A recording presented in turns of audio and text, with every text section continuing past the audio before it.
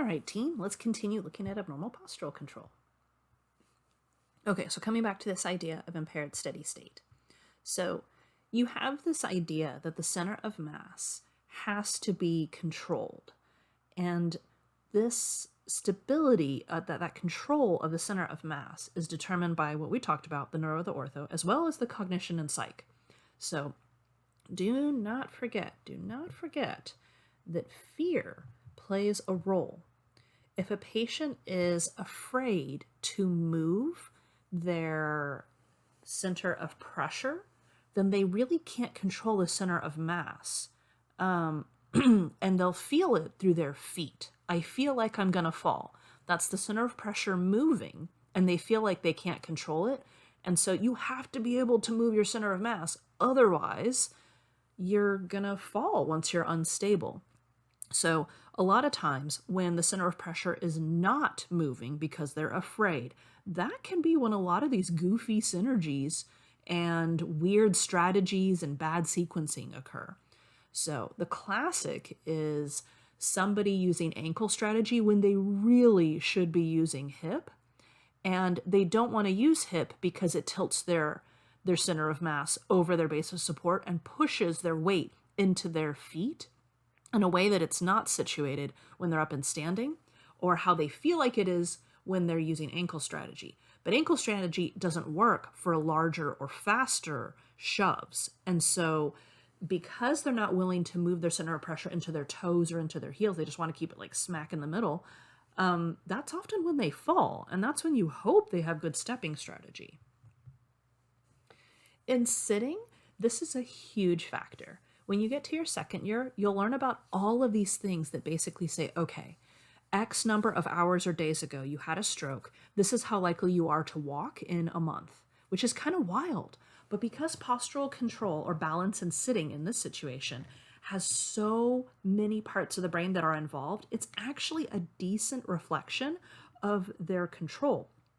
So you can use that in combination with research findings to say, this person is probably a good candidate for inpatient rehab. So balance and sitting actually really allows you to create a sense of prognosis. And when you're a new grad or you're on rotation, this is actually a big deal. Prognosis is one of those things that a lot of people feel like it takes a little while to get a handle on, which is incredibly normal and valid. This one will help accelerate your ability to see what's going to happen in the future. And I mean, it's just an odds game, right? I mean, it's not a guarantee, but it holds up pretty well. So balance and sitting really allows you to have a sense of dispo or discharge location for stroke and brain injury. It allows you to make a good sense of whether a child with spastic diplegia, so that's spasticity to both legs for kids with CP, if they're going to walk. And it allows you to just really focus on trunk control as a general idea. So when we're thinking about balance, I think it can sometimes be helpful to go into like one of the really obvious ways that we use balance, and that's on reactions. So remember again that you might have problems with sequencing, timing, or adaptation. So let's come over here to reactive. Okay, so when you're just kind of sitting in place, you should have the ability to use your muscles in the correct order. But if you don't, because it's impaired, then what you're going to have is coactivation of anterior and posterior. And this will happen to the trunk, arms, or legs, although it typically happens to the trunk and legs. This is a really common issue in Parkinson's. You also have the issue of the delayed onset of postural responses. In other words, it's too slow. So earlier when we were talking about how different issues occur according to different diagnoses, or for different types of issues in general, one of them is a delay. So this one here, this one is coactivation. This one is delay. This is common in stroke on the weak side, and it tends to hit the distal muscles more. So a lot of times what will happen is the good side, the strong side, will activate proximal muscles early and hard. So this ends up causing a lot of really unusual postural responses, which we'll look at here in just a second. This is a common issue in Parkinson's. They're usually pretty delayed overall. So let's take a look here at the patterns of the gastrocnemius and the hamstrings. Okay, so in somebody with paresis after a stroke, when they're given a shove, notice that here in the non-paretic limb, check it out.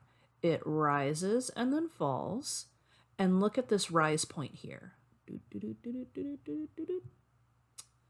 In the paretic limb, it doesn't really do anything because it's paretic, right? So I want you to see the timing here. This is the reaction period here. This is the reaction period here. And note that this gastroc started firing early, very early, yeah? So this is the person's same leg. So let's pretend this is their left leg that was affected by the stroke, and this is their right. This is the left leg. This is the right. So on the weak side, we're going to put a W here. Oh, sorry, this is the strong side. My bad. So on the strong side, the muscle fires early and hard, okay? But notice the difference here in the hamstrings. So this is a proximal muscle, yes? So this one's proximal. This one's distal.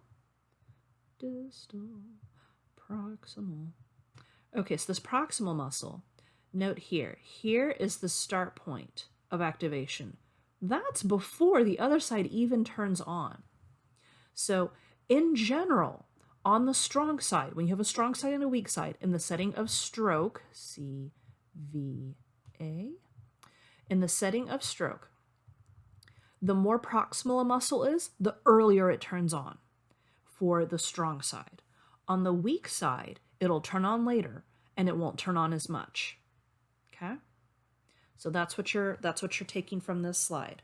In the setting of stroke, patients with stroke, on their strong side, those muscles turn on earlier, and the more proximal those muscles are, even earlier, yeah? Before the weak side. Those muscles will also turn on a lot harder, which makes sense given that it's paretic versus non-paretic. Okay, let's move over to more modification issues. Okay, so we talked about that's one of the issues a person can have with their reactions.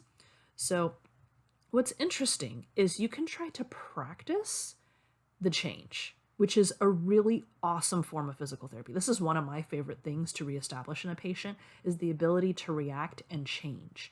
So that's usually when you'll see therapists put a patient in some sort of overhead harness system and then create a giant obstacle course and have the patient go up and down and over it and around and all sorts of things. So it's a lot of different surfaces, a lot of different heights, a lot of different challenges. It forces postural adaptations. Otherwise, they're going to feel like they're going to fall. They won't because they're harnessed up, but they feel like it. And that fear is educational, powerful. Sometimes I call it therapeutic terror. You need to have some fear. Like, you need to fear falling. Now, we don't need to be so fearful that we can't walk, but we do need to fear falling. And that fear is a good lesson to help you build new adaptations. In addition, they tend to have too strong a reaction. So I'd say the classic is the patient stands on a foam pad as they're walking over it and then gives you that huge mediolateral hip sway, that big hip bump looking, that kind of hip check looking motion, and it's way too strong, and they basically fall, even though it wasn't that great an instability challenge. Their hip strategy was way too big. That's a really common one that I see a lot with my vestibular patients, especially the ones who have been dizzy for a very, very long time, on the order of years. They tend to do that a little more. They're just, the scaling is completely wrong. The muscles turn on way too much or way too little. So that's when you have to reteach, and that one can take a minute. So that's why you see here these conditions: cerebellar dysfunction, multiple sclerosis, cerebral palsy.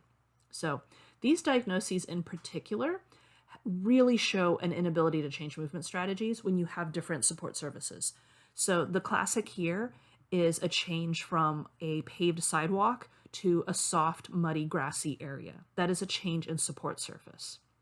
Parkinson's, when you shove them like a hip check to the side, that mediolateral instability, they tend to not just need like one step to correct, several steps. And then they usually have a really ineffective, you can see that X over strategy. They'll tend to do actually, it's like one single scissor gait. So their legs will, one leg will adduct over the other, and they're still trying to step over and they can't, and that's when they tend to fall.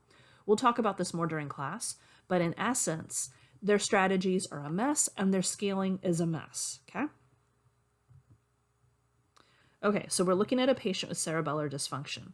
So there's a lot of different things that these graphics are showing you. I'll go ahead and break it down a little bit here. Okay, so for a person without any sort of impairment, you shove them. Actually, what really happens is this force plate here, they're standing on a force plate, and the force plate goes backward, okay?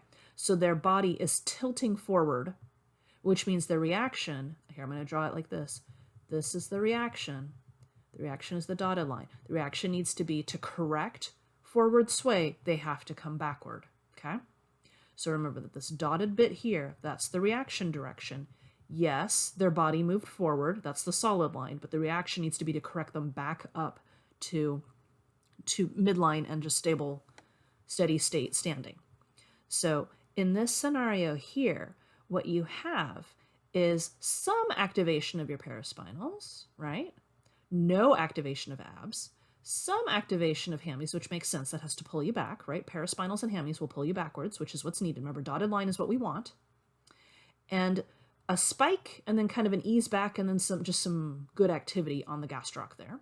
No activation of tibialis anterior. Don't worry about this part so much. Let's just ignore this. Don't worry about that. That's too much biomechanics. In contrast, in the exact same thing, the patient has shifted forward because the plate under them, this force plate here, this is in an experimental scenario, has shot backward, which means to correct, they need to bring their body back to upright in this direction of the dotted line. But instead what happens is, observe, the paraspinals turn on way too much. Hamstrings turn on way too much for too long. And quads turn on. That's coactivation, y'all. And then here, gastrocs fire like crazy and stay way too high. And then tibialis turns on too for coactivation. So two things are happening here. You're getting coactivation, which we're going to call CoA. You're also getting an incorrect, let's see if this thing will let me just type. Nah, that's fine. You're also getting overcompensation. This is a classic issue with cerebellar conditions. I'm just going to put overcomp, okay? I'll let y'all write that out as you're making notes. So, because the gastrocs have turned on too hard, too fast, for too long, the tibialis anterior tries to turn on to balance it back out. But look at how much TA turns on. Way too much, way too much. So plantar flexors are going nuts. Tibialis anterior is like, oh, let me try to fix it. And this person ends up rocking back and forth. Because remember, the cerebellum is a comparator. It tries to error correct. And because it's had injury, it's not doing it correctly. Okay, so that's what you're seeing here. You're seeing a combination of coactivation and overcompensation. So this comes back to here. This is a failure to adapt, okay? They can't change it. It also is inappropriately scaled. Scaling is very, very important. So scaling is how much the muscle turns on. And you can see here in cerebellum, it's way too much, okay? Okay, so the trunk is trying to react in standing as it is in sitting. Interestingly, cerebral palsy is infamous for using top-down control and coactivation. So if their legs are on the ground, they'll kind of try to stiffen up that upper quarter. So we'll play with this as an idea later. It's the idea of sitting with like cross-leg style, like Taylor sitting, versus sitting with your feet on the ground. Yeah? And so that will kind of alter your top-down control, and we'll play with that a little bit. So we'll put a pin in that one. We'll play with that during class. Another classic compensation is curling up into a pill bug to compensate for instability. So it's just crunching as hard as you can, that flexed posture, that kind of pill bug mode when you're in sitting. And we saw that back with a previous image. So there's a child in an image here who's doing that. There it is, right here. So this child does have shortened hamstrings, but also they're not stable. So what do? They curl up into that C curve there. Yeah? That's a very classic sitting posture issue in cerebral palsy in kiddos. And it's definitely something you'll have to work on a lot in therapy. Okay, so now let's come over to anticipatory. Anticipatory postural control is the result of 3 different parts of the brain: the supplemental motor area, SMA, the cerebellum, and the basal ganglia. These are all modifiers, yeah? They require a lot of initiation, a lot of error detection, and a lot of adjustments in rate and force, as well as suppression and expression of wanted versus unwanted movements, okay? So the inability to activate these things to prepare for a voluntary movement, no wonder they move so, in such a strange fashion. They can't control these modifications in their motor planning areas. So you can see there among the diagnoses, that's CVA, stroke, CB, cerebellar, CP, cerebral palsy, PD, Parkinson's, and TBI brain injury. That's pretty much all of it. So these parts of the brain aren't always injured in all 3 of those, but all of those will injure at least one. And so that's partially why you get these altered anticipatory postural controls. Remembering that anticipatory postural control is when you know a thing is going to happen. Yeah? Somebody is going to throw you a medicine ball that weighs 10 pounds. You're ready to receive it. And it's really hard to get ready when these parts of the brain aren't working. So when they're not working, you have a harder time with that trunk control. And then how are you supposed to do upper extremity tasks? That's what this particular slide is telling you, that upper extremity tasks are really hard to do when you don't have trunk stability. So we'll go ahead and stop this one, and we'll come to do one last little part here at the end.